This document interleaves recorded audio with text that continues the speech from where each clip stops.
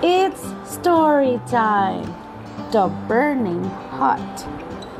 The only survivor of a shipwreck washed up on a small inhabited island.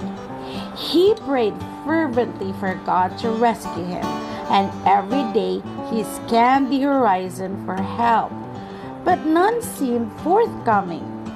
Exhausted, he eventually managed to build a little hut out of driftwood to protect him from the elements and to store his few possessions.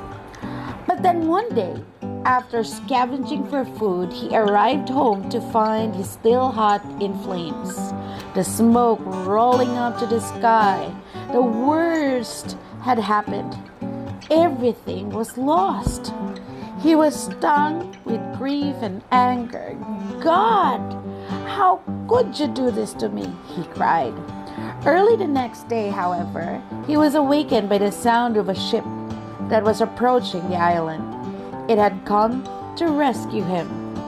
How did you know I was here? Asked the weary man of his rescuers. We saw your smoke signal, they replied.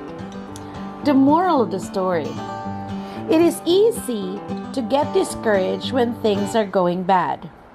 But we shouldn't lose heart because God is at work in our lives, even in the midst of pain and suffering.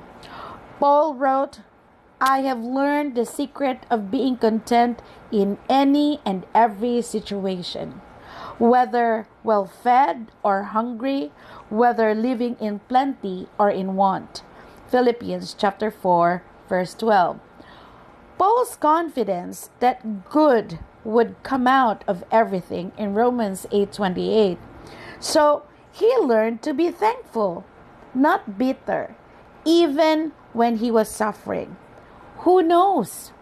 Remember, the next time your little hut is burning to the ground, it may just be a smoke signal that summons the grace of God.